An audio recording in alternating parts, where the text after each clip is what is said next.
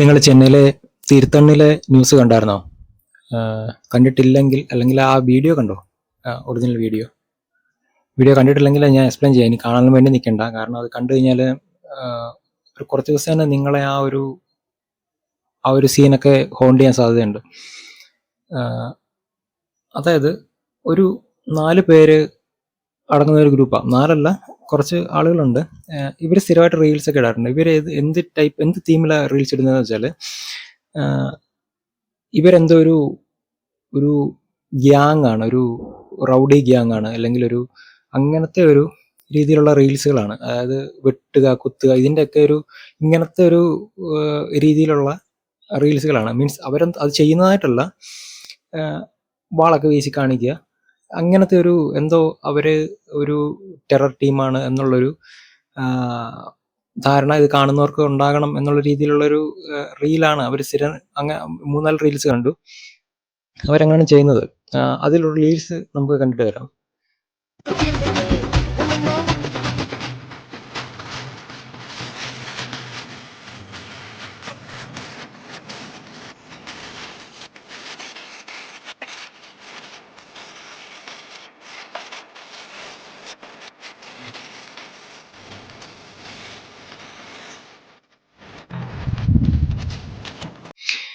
കണ്ടോ?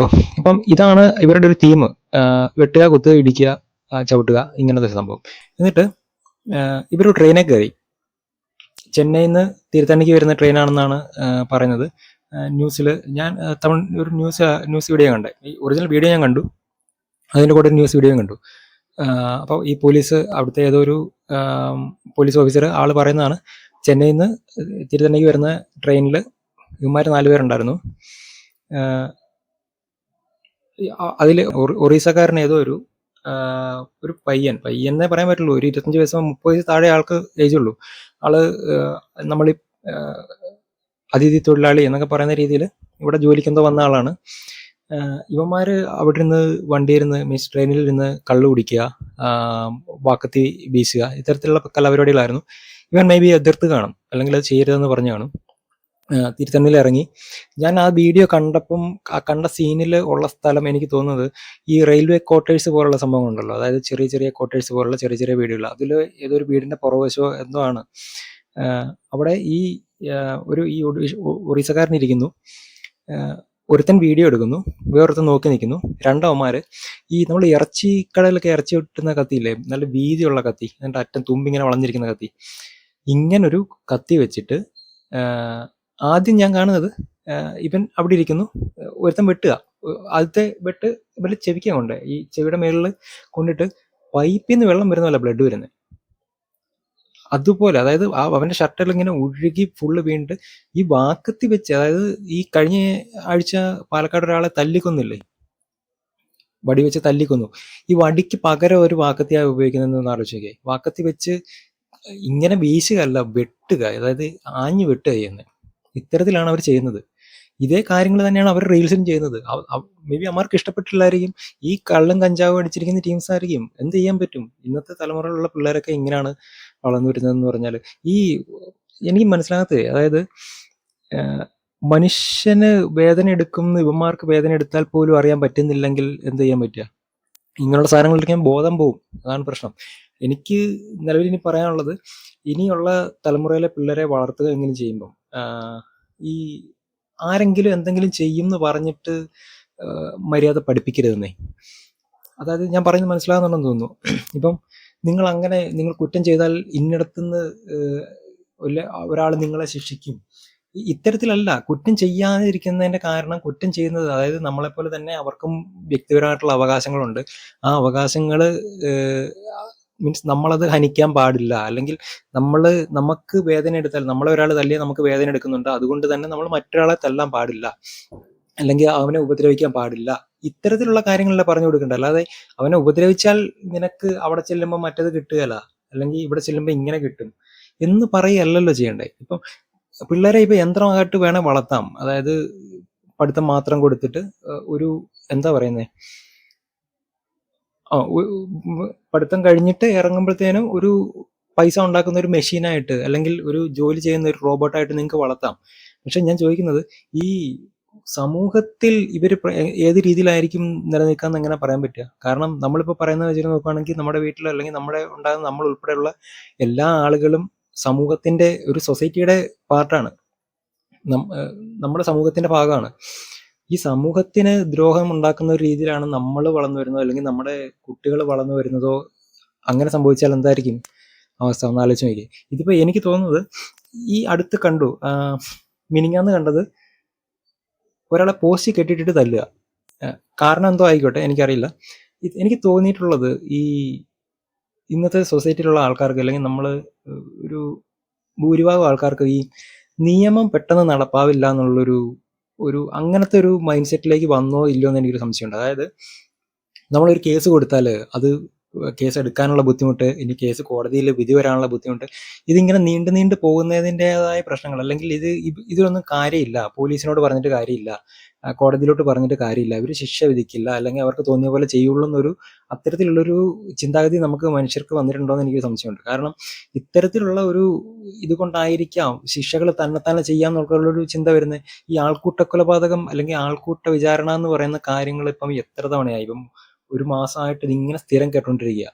ആൾക്കാരെ തല്ലുക, തല്ലിക്കൊല്ലുക, കെട്ടിയിട്ടിടിക്കുക, വാക്കത്തി വെച്ച് വെട്ടുക. അയാൾ ജീവിച്ചിരിക്കുന്നുണ്ട്.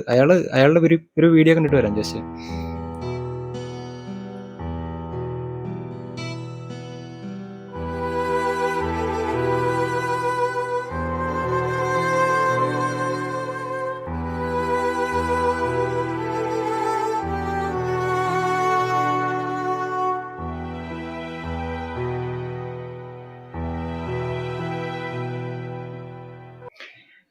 ഇതാണ് അവസ്ഥ. ഒന്ന് ആലോചിച്ച് നോക്കിയേ. ഇത്രയും ഉപദ്രവം ഉണ്ടായിട്ടും ആൾ ഇപ്പോഴും ജീവനോടെ ഇരിക്കുന്നുണ്ടെന്ന് പറയുന്നത് തന്നെ അത്ഭുതമാണ്.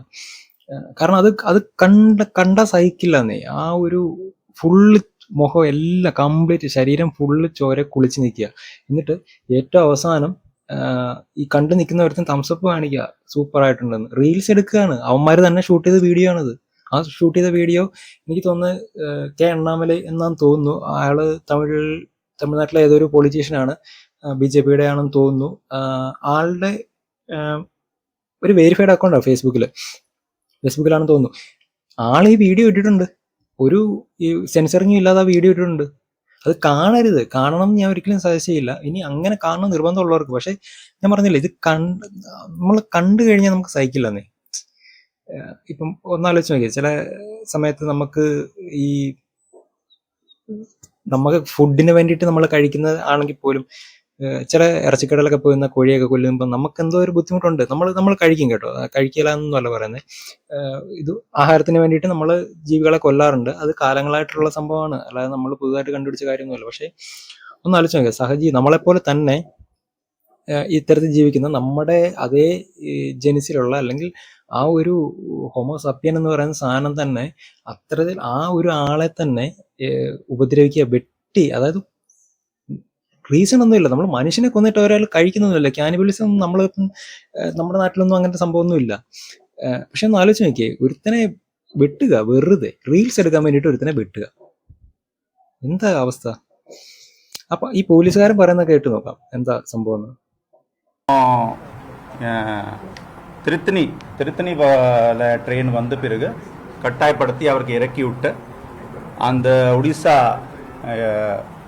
ஊர பையனை அசால்ட் பண்ணுறாங்க. ஒரு 2 பட்டா கத்தி வச்சு அடிக்கிறாங்க. அந்த அடிக்கும் போதே ஒரு வீடியோ ரெக்கார்ட் பண்ணுறாங்க. அந்த வீடியோ ரெக்கார்ட் பண்ணிட்டு அப்லோட் பண்ணி சோஷியல் மீடியாவில் போடுறாங்க.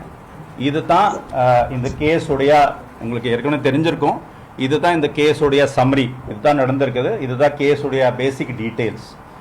മുതൽക്കാട്ട് ഇതാണ് ഈ ജുവനൈൽ ജസ്റ്റിസ് എന്നൊക്കെ പറയുന്ന സാധനമേ. ഈ 18 വയസ്സിന് ഇവന്മാർക്ക് രണ്ടുപേർക്ക് 17 വയസ്സും 2 പേർക്ക് അതിലും ഏജ് കുറവാന്ന് തോന്നുന്നു. മൂന്നവന്മാരെ ജുവനൈൽ ഹോമിലേക്ക് അറസ്റ്റ് ചെയ്ത് ജുവനൈൽ ഹോമിലേക്ക് ആക്കി. ഒരുത്തനെ വെറുതെ വിട്ടു എന്നുള്ളതാണ് മനസ്സിലായിട്ടുള്ള അറിവ്. അവനായിരിക്കും മേ ബി വീഡിയോ എടുത്ത ഒരാളുണ്ട്, വെട്ടിയ 2 പേരുണ്ട്, വീഡിയോ എടുക്കാൻ മാറുന്ന ഒരുത്തനുണ്ട്. അവനായിരിക്കാം മേ ബി. ചെറിയ കുഞ്ഞു പിള്ളേരാന്നേ. അപ്പം എനിക്ക് തോന്നിയിട്ടുണ്ടല്ലോ, ഈ പ്രായ പക്വത, അതായത് മെച്ചുവേർഡ് ആകാതെ ചെയ്യുന്ന ഇത്തരത്തിലുള്ള ക്രിമിനൽ അതായത് ക്രിമിനൽ ആക്ടിവിറ്റീസൊക്കെ ഈ അതായത് പ്രായമാകാത്തതിൻ്റെ ചെറുപ്പത്തിൻ്റെ പ്രശ്നങ്ങളെന്നുള്ള രീതിയിൽ ഇത്തരത്തിൽ ഒഴിവാക്കി വിടുക എന്നുള്ളത് അത്ര നല്ല കാര്യമെന്ന് എനിക്ക് തോന്നുന്നില്ല. ഇവരെ എന്താ സംഭവം, ഇവര് ചെറിയ പ്രായത്തിലാണ് ചെയ്തത് സമ്മതിക്കുന്നു. ഇവർക്ക് പ്രായം കൂടിയാലും ഇവരുടെ മനസ്സിൽ അല്ലെങ്കിൽ ഇവരുടെ മൈൻഡ് സെറ്റിൽ ഈ ഒരു അക്രമവാസന ഉണ്ടാകാൻ സാധ്യതയില്ലേ? ശരിക്കും നമ്മൾ എന്താ ചെയ്യുന്നേ? ഈ അക്രമിയായിട്ടുള്ള ഒരാൾ സൊസൈറ്റിയിൽ ഒരാളെ ആക്രമിക്കും അല്ലെങ്കിൽ ഒരാളെ ആക്രമിച്ച് കൊലപ്പെടുത്തും എന്ന് നമുക്ക് തോന്നുന്ന ഒരാളെ നമ്മൾ എന്തിനാണ് ജയിലിലിടുന്നത്? അവൻ സൊസൈറ്റിയിലേക്ക് വരാതിരിക്കാൻ, സൊസൈറ്റിയിലേക്ക് വന്നു കഴിഞ്ഞാൽ ആക്രമിച്ച പോലെ തന്നെ മറ്റൊരാൾ ആ സ്ഥാനത്തേക്ക് വരാൻ സാധ്യതയുണ്ട്. അതായത് ഈ 4 പേര് വീണ്ടും പുറത്തിറങ്ങിയാൽ ഏതെങ്കിലും അടുത്ത ഒറീസക്കാരനെ അല്ലെങ്കിൽ അടുത്ത തമിഴനെ തന്നെ ചെയ്യാം, അല്ലെങ്കിൽ നാളെ നമ്മൾ പോകുമ്പോൾ നമ്മളെ ചെയ്യാം.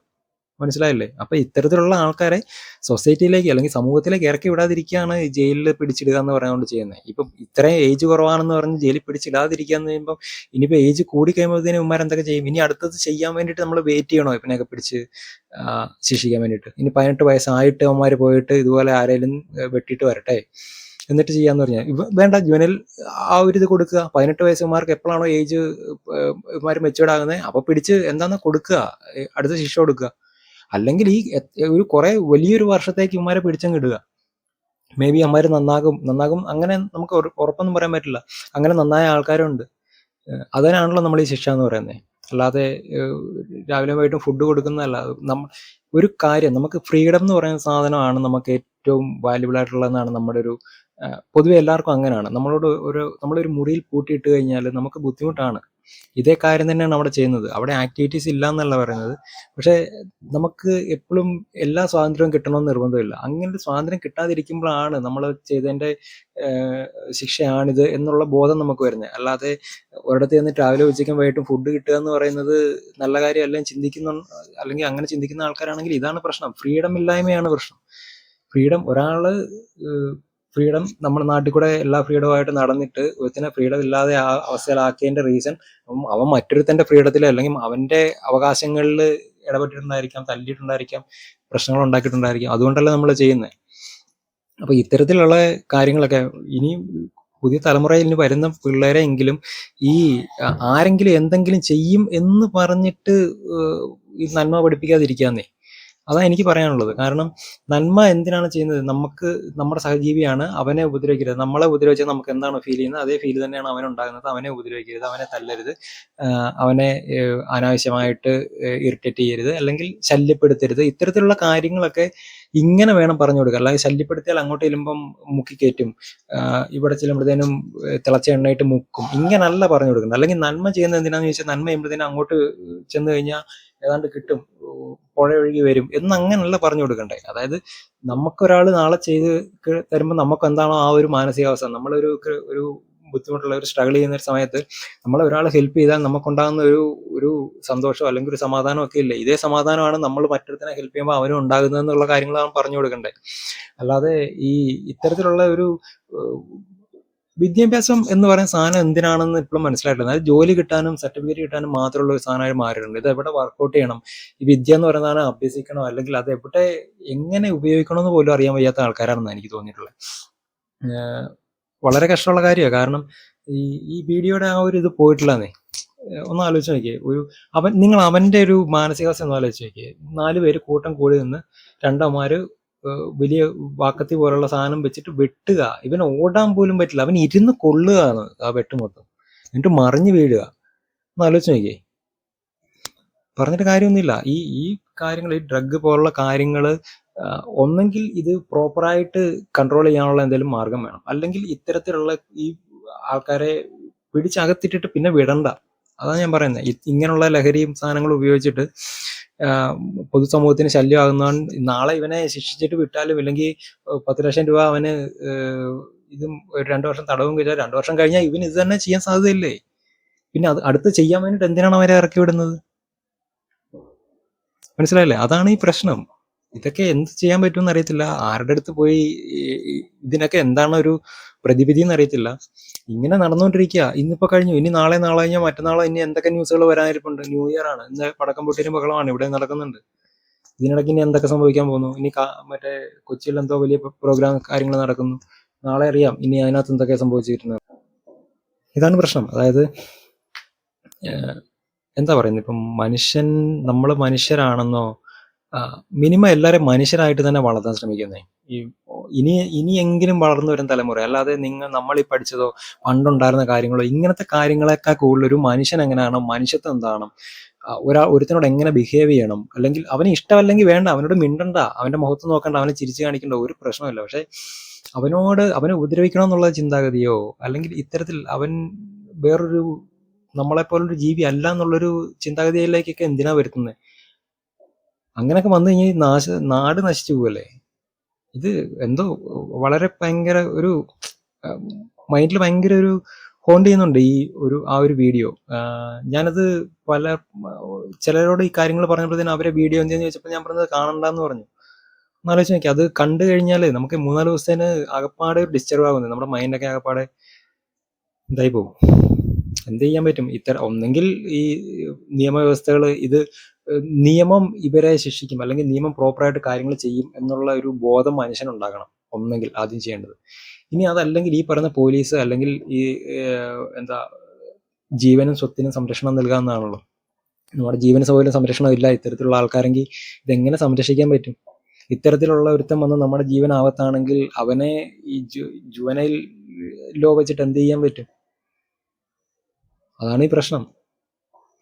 എല്ലാ ആൾക്കാരും എന്താ പറയുന്നത്, നിയമം കയ്യിലെടുക്കുക എന്നുള്ള, അങ്ങനെയാണെങ്കിൽ പിന്നെ കോടതിയിലും പോലീസിന്റെ ആവശ്യമില്ല, അല്ലെങ്കിൽ ഇത്തരത്തിലൊരു വല്ലാത്തൊരു അവസ്ഥയിലേക്ക് പോകും.